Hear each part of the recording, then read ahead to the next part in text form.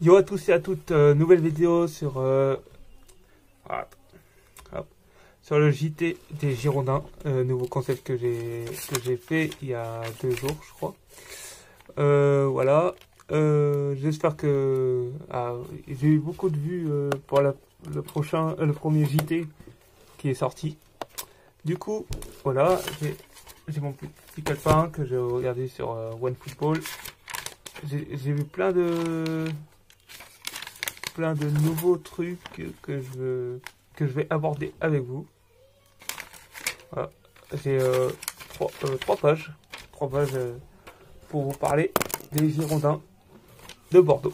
Du coup, hier ou avant-hier, on avait commencé par les transferts, si je me rappelle. On avait commencé par les transferts, après par les blessures, les blessures, les Covid et tout. Et après, on avait fini par le match. Et aujourd'hui, on va commencer par parler des blessures et des retours.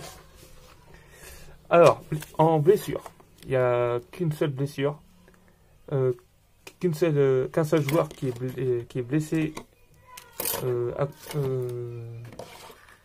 dû au premier rassemblement, première séance d'entraînement. Il s'agit de Yacine Adli.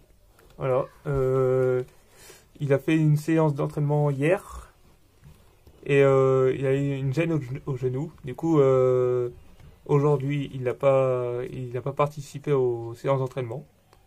Il s'est fait strapper hier soir et ce matin, il était en repos. Du coup, voilà, Yacine Adli, j'espère qu'il va se remettre parce que c'est comme Kalou que j'avais parlé avant-hier dans l'ancienne vidéo. C'est un bon joueur, assez très bon dribbleur, assez rapide. Et, il faut des joueurs comme ça qui soient à 100% pour le début du championnat. Alors, après, j'ai pas trop de renseignements pour Adli. En blessure, il y a que ça.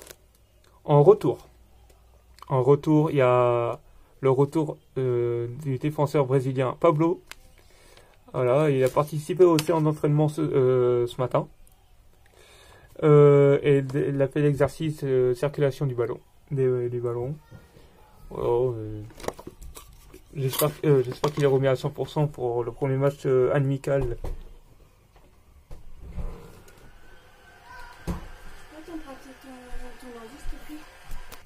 Désolé, ça a coupé. Du coup, ouais, il a participé aux séances d'entraînement. J'espère qu'il sera à 100%, pour les matchs amicaux. Le premier match amical, c'est contre Angers, le 25 à 18 h. J'espère qu'il sera à 100% pour voir quelle équipe type mettra en place Bordeaux pour ce début de saison. Du coup, on va parler d'un sujet qui a beaucoup fait réagir les supporters bordelais, les ultramarines, même ceux qui suivent pas beaucoup Bordeaux. On va parler des maillots de la saison 2020-2021 de Bordeaux. On va parler déjà du maillot à domicile. Normalement, je pourrais mettre une photo si mon truc va fonctionner, parce qu'on sait jamais. Normalement, je vous mettrai les photos. Sinon, je mettrai sur Twitter et Instagram et Facebook aussi les photos, les nouveaux maillots à domicile et extérieur. Du coup, le maillot domicile. J'ai quelques points positifs et un point négatif. Je lui donne la note de 7,5. Du coup, parce que je voulais argumenter. En positif, le scapulaire, le V, il est toujours présent. La couleur ne change pas. Du coup, voilà. C'est l'identité de Bordeaux. Bleu avec le scapulaire. Scapulaire. Les sponsors, Toujours Adidas avec Bistro Régent, Réseau ou je sais pas quoi là. Un sponsor qu'on a déjà eu l'année dernière. Et là en moins. Tout le monde a réagi. J'ai vu sur Facebook, sur les groupes de Bordeaux, sur Facebook et tout. Le logo. Le logo, il est éclaté. Éclaté. Maintenant, on va plus s'appeler Girondin de Bordeaux. On va s'appeler Bordeaux de Girondin. Je sais pas, les Américains, ils sont assez bizarres. Du coup, le logo, le point négatif, le logo ne représente plus les Girondins de Bordeaux. Ça représente Bordeaux. Bordeaux Girondin. Ça veut rien dire. Voilà.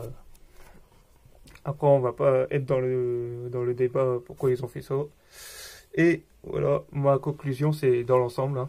Je le trouve assez stylé. L'essentiel, c'est le scapulaire est là, et ainsi que la couleur.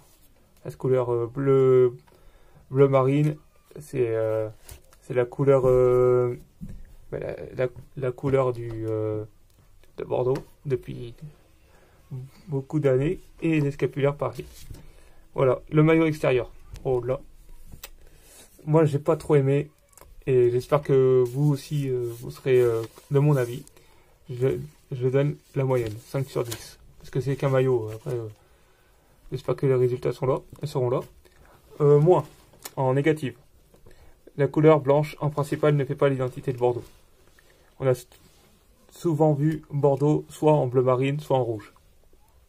Du coup, en blanc, ça fait pas très... En principal, surtout. On voit plus de blanc, alors que, normalement, Bordeaux, c'est bleu marine avec blanc en secondaire. Et sinon, je le trouve propre. Voilà. La couleur Bordeaux, hein, la couleur secondaire Bordeaux, j'aime bien. Mais le blanc, ça passe pas. C'est pas en principal le blanc. Voilà. Alors on va finir avec les maillots, hein, 5 sur 10 et 7,5 sur 10. Après, c'est que des maillots, le logo et les maillots, on s'en fout un peu. Nous, le logo, un peu. Mais nous, c'est les résultats avant tout. On va parler. Ouais, j'ai oublié de vous dire pour Toulouse. Du coup, j'ai quelques détails pour le match de Toulouse, pour ceux qui veulent y aller. Pour ceux qui veulent y aller. Déjà, Toulouse a été racheté par les Américains aussi. Voilà. Et j'ai vu sur le site World Football que Toulouse, il y a un représentant de Toulouse qui a dit que comment ça s'appelle, le projet Toulouse sera meilleur que le projet Girondin. Alors, attention. Moi, je dis, il faut les faire mentir, les dirigeants toulousains. Même si c'est Toulouse, c'est dirigeants américains, Bordeaux aussi. Du coup, il faut les faire mentir sur les résultats. Et pour le match amical de Toulouse contre Bordeaux. Du coup, quelques détails que j'ai vus sur OneFootball aujourd'hui. Pour le match amical entre Toulouse et Bordeaux, qui se jouera le 4 août à 19h. Les prix de les places adultes, à plus de 12 ans, 10 €. Gratuit pour les moins de 12 ans. Alors, pour ceux qui veulent venir y aller, allez-y, c'est gratuit pour les moins de 12 ans, et 10 € pour les adolescents adultes.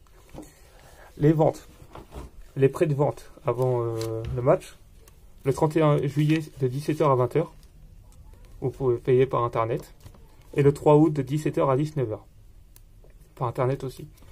Et sinon, vous avez la possibilité d'acheter les billets le jour J, comme la moitié des supporters font. Les spectateurs seront limités à 4 999. Pourquoi pas 5000, je ne sais pas. Et le port du masque est obligatoire vu que c'est un espace public. Est-ce que j'ai été clair sur le sujet des matchs, des supporters qui aura 4 999, pourquoi pas 5000? Faut voir avec la direction de Bordeaux, la mairie et tout. Du coup, on va parler des transferts. Un transfert confirmé, hein, mais c'est un jeune un jeune du centre de formation de Lyon qui va atterrir à Bordeaux. Il s'appelle Marouane Tahar, un défenseur 16 ans. En termes de saison, il a fait 2 saisons en U15 à Lyon et une saison en U16 à Lyon aussi. Là, il va intégrer le centre de formation à Bordeaux pour essayer d'évoluer et tout. Et peut-être qu'à 18 ans, il sera à Bordeaux ou peut-être qu'il sera parti ailleurs. J'ai pas d'autres sujets sur lui. J'ai essayé de regarder sur OneFootball les recherches. Ça, ils me disent rien. Ils me disent inconnu. En match amical, j'en ai vu un autre. Le 15 août à 19 h au stade Abbé Deschamps, Bordeaux à Auxerre. Du coup, l'entraîneur d'Auxerre va faire les retrouvailles avec la Ligue 1 avec Jean Furlan. Jean-Marc Furlan. Voilà, j'ai pas d'autres sujets dessus. À part que si vous avez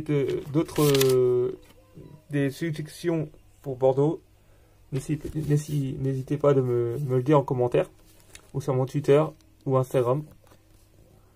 Voilà. Là, on est mercredi. Ouais, vendredi, il y aura un nouveau JT, le JT des Girondins numéro 3. J'espère qu'il y aura des nouvelles news. Voilà. Pourquoi je fais aussi tard? Parce que je travaille en ce moment. Du coup, je cherche les news en pause. Et le soir, je fais ma vidéo. Voilà. C'était Chris Gaming pour le JT des Girondins numéro 2. J'espère que ça va vous plaire. Commentez, partagez, abonnez-vous. Et je vous dis à la prochaine. C'était Chris Gaming. Ciao, ciao.